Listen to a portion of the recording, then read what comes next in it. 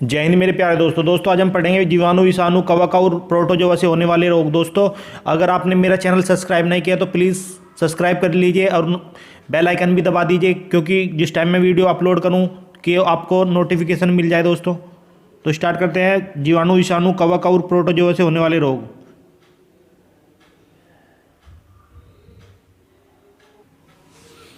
तो दोस्तों जीवाणु से होने वाले रोग यानी बैक्टीरिया से होने वाले रोग। दोस्तों ये भी आपके याद होना जरूरी है कि जीवाणु बैक्टीरिया को बोलते हैं, क्योंकि बहुत से टाइम ऐसा होता है कि एग्जाम में बैक्टीरिया पूछ लिया जाता है तो उससे दिक्कत हो जाती है बच्चों को।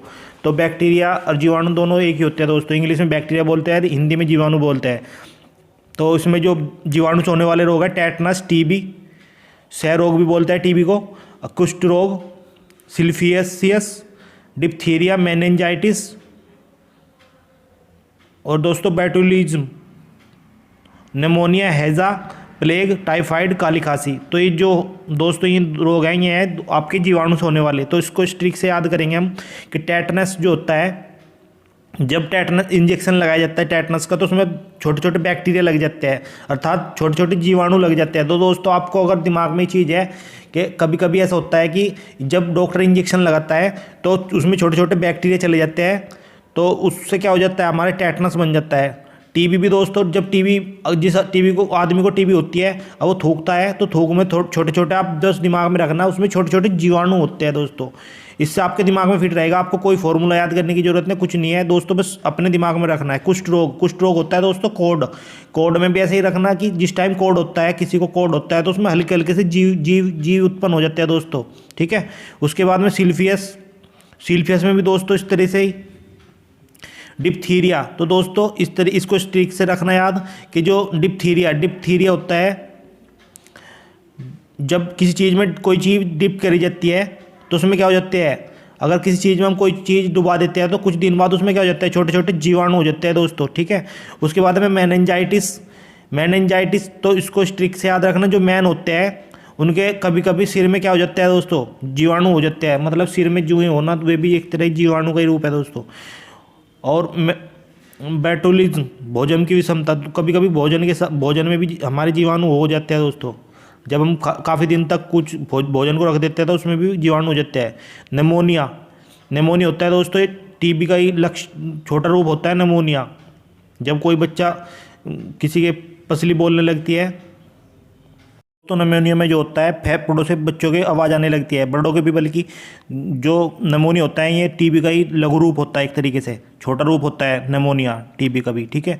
तो निमोनिया में और टीबी में ज़्यादा कुछ फ़र्क नहीं होता। उसके बाद में दोस्तों हैजा आता है। हैजा में अगर कोई गंदी चीज़ खा ली, कुछ ऐसे मतलब कुछ डर्टी हाथों से खा लिया या गंदे हाथों से खा लिया तो दोस्तों उसमें हैजा हो जाता है।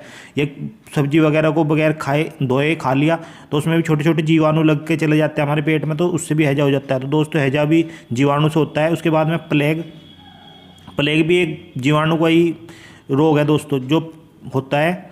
उसके बाद में दोस्तों टाइफाइड बुखार होता है, ये जीवाणु के कारण ही होता है, कुछ गंदी चीज़ खाने से या विदाउट भोजन को पकाए या कच्ची चीज़ खाने से, या उस पर कोई बैक्टीरिया लग के चला जाता है, कोई जीवाणु लग के चला जाता है, तो दोस्तों उससे टाइफाइड बुखार बन जाता है। और उसके बाद दोस्तों आता है काली खांसी भी दोस्तों इस तरीके की होती है, क्योंकि खांसी के जितने ज़्यादातर रूप होते हैं वे बैक्टीरिया के ही द्वारा होते हैं दोस्तों, ठीक है।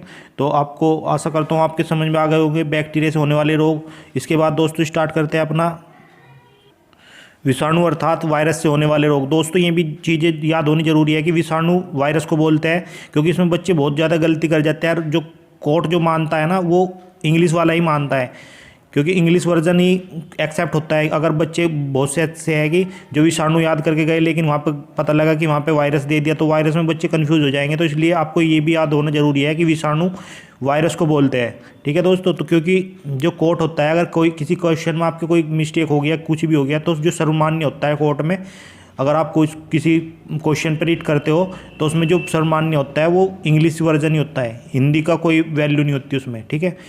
तो इसलिए आपके ये याद होना भी ज़रूरी है। उसके बाद दोस्तों विषाणु से होने वाले रोग ये हैं आपके रेबीज़ जो होता है कुत्ते से काटने वाला, जिसे हाइड्रोफोबिया भी बोलते हैं दोस्तों, ठीक है। इसके बाद में खसरा होता है जो बच्चों को हो जाता है खसरा। उसके बाद हर्पीज़, हर्पीज़ में छोटे छोटे दाने हो जाते हैं एक जगह, और उसमें बहुत ज़्यादा दर्द, असहनीय दर्द होता है इसमें हर्पीज़ में। तो ये भी किसके कारण होता है? वायरस के कारण। ठीक है। उसके बाद में मेनिंजाइटिस, हेपेटाइटिस, जो कि दोस्तों ध्यान देने वाली बात है कि मेनिंजाइटिस जो है आपका विषाणु में भी आता है और जीवाणु में भी, दोनों में आता है। दोस्तों अगर ऑप्शन में इस तरह की चीज़ें मिलेगी तो दोस्तों उसमें आपका विषाणु और जीवाणु दोनों ही होगा। ठीक है दोस्तों। उसके बाद में आता है हेपेटाइटिस। हेपेटाइटिस दोस्तों ये पीलिया होता है, जो कि हमारे यकृत को डैमेज कर देता है और इसमें खून बनना बंद हो जाता है, जो आम भाषा में इसको पीलिया बोलते हैं, जो कि उसके बाद आता है दोस्तों ट्रोकोमा, जो कि आंखों को प्रभावित करता है। ये भी विषाणु के कारण होता है दोस्तों। पोलियो भी जो होता है वायरस के कारण अर्थात विषाणु के कारण होता है दोस्तों। एड्स भी वायरस होता है दोस्तों, जो कि विषाणु होता है। और चेचक, छोटी माता, डेंगू और गलसोत दोस्तों, ये सारे के सारे क्या होते हैं? ये विषाणु से होने वाले रोग होते हैं दोस्तों। तो इसमें आप कंफ्यूज मत होइएगा।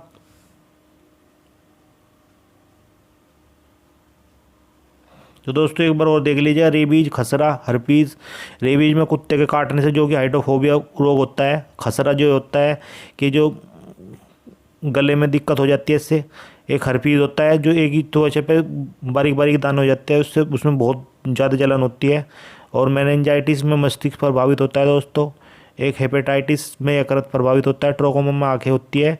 पीलियो में हमारा हाथ पैर कोई भी हो जाता है। एड्स में पूरे शरीर का जो सुरक्षा कवच है दोस्तों वो ख़राब हो जाता है, इम्यूनिटी पावर ख़त्म हो जाती है। चेचक में हमारे शरीर पे दाने दाने होते हैं दोस्तों, छोटी माता। और जो ये होती है, और डेंगू ज्वर में हमें बुखार की होते हैं। गलसोद में हमारे गले में दिक्कत होती है। तो दोस्तों ये सब किसके कारण होते हैं? ये हमारे विषाणु के कारण होते हैं। तो दोस्तों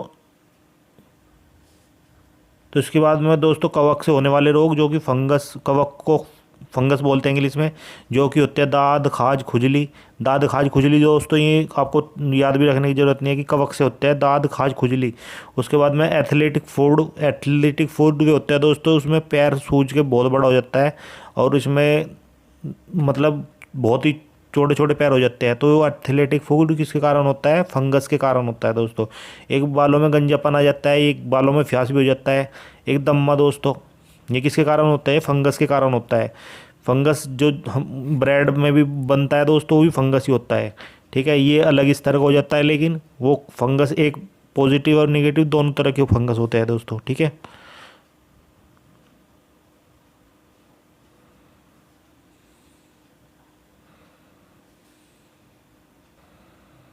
इसके बाद दोस्तों प्रोटोजोआ से होने वाले रोग। तो प्रोटोजोआ से होने वाले रोग कौन कौन से होते हैं? पायरिया, जैसे दांतों में पायरिया लगना, बदबू आना मुंह से, कालाजार, मलेरिया, पेचिस। और दोस्तों एक ध्यान देने वाली बात है, डेंगू जो होता है वो किससे होता है? वो वायरस से होता है। और ये किससे होता है? ये होता है प्रोटोजोआ से, मलेरिया। डेंगू और मलेरिया को आपको याद रखना है। पेचिस में दस्त लग जाता है जो, तो ये किसके कारण होता है दोस्तों? प्रोटोजोआ के कारण। सोरने की बीमारी, जिसको सीसी की बीमारी बोलते हैं दोस्तों, तो ये किसके कारण होता है? प्रोटोजोआ के। तो दोस्तों आपको ध्यान रखने वाली बात है ये। तो इस आशा करता हूँ आपकी समझ में आएगा। कोई दिक्कत या परेशानी तो आप मुझे कमेंट करें दोस्तों। लाइक शेयर सब्सक्राइब जरूर करें, अपने दोस्तों में ज़्यादा से ज़्यादा शेयर करें। Thank you.